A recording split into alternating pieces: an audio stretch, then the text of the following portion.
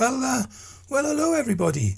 Another video, another croaky voiced tag, but an interesting tag for me, as it's about a band that I used to absolutely adore.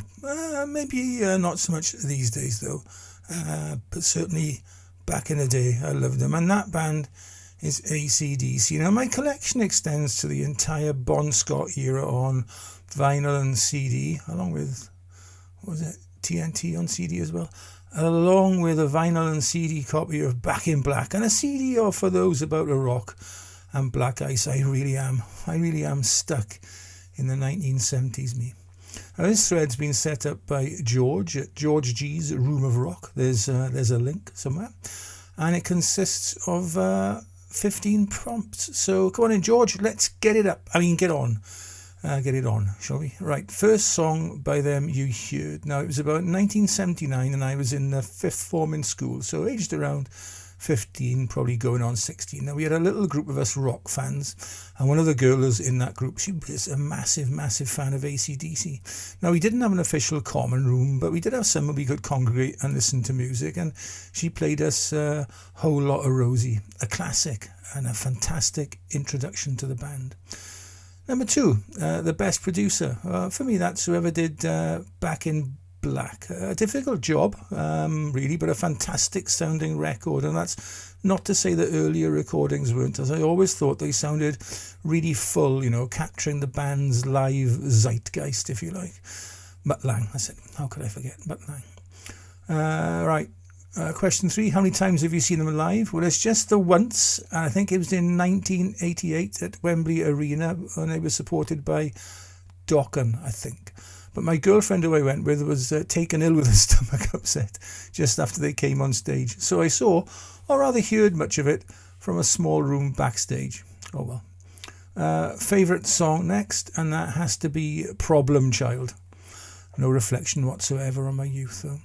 Best party album, and that has to be, for me anyway, the live record, If You Want Blood. It's so full of energy from the start right to the very end. As far as best replacement band member goes, I'm plumping for fellow Welshman and tub thumper Chris Slade. He also played in Uriah Heep for a while, and I met him when he played with them. But I felt his no-nonsense, plain playing style really suited AC/DC down to the ground. No flashy bits, just solid rhythm, sorted. Question or prompt number 7. Favourite piece of band memorabilia? Do I look like the sort of person who collects that sort of stuff? Come on. Number 8. The lowest career point. This is gonna sting, but sorry. I think it's right now. It is time now, lads, to hang up the guitars and drums. When God said, "Let there be rock," I don't think he meant this. Now I realise this will upset a lot of people, but it's my personal opinion. And if you don't like it, I have others. Right, which song by the band would you have played at your funeral? Well, I'm pretty well at death's door these days, but while AC/DC wouldn't be my choice to say goodbye to, if forced, then Shot Down in Flames would seem appropriate as they burn my sorry carcass. Prompt 10, AC/DC sound-alikes. Well, you got Crocus, of course, Rose Tattoo, who else? But for me, from Australia itself, I'd go with Airborne. Who could replace Brian on vocals? That's an easy one. It's Rick Astley. You think I'm joking? Have a look on YouTube for Rick Astley, Highway to Hell. There we are. Search for that one. My favourite deep track? I haven't got any rarities, but I'd go for School Days on the TNT album, which was only released in Australia, I believe.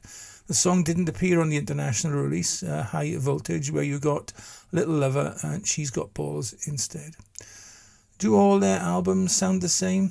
Well, they didn't used to, I think, but in common with many bands with 50 plus years careers in recording, things can get a little formulaic. So I'm gonna go with a yes. Even though the last record I actually bought was For Those About to Rock and then Black Ice, but from what I've heard though, I'll stick with my original answer. Penultimate one then, and George asks how we think AC/DC rank in the rock music pantheon.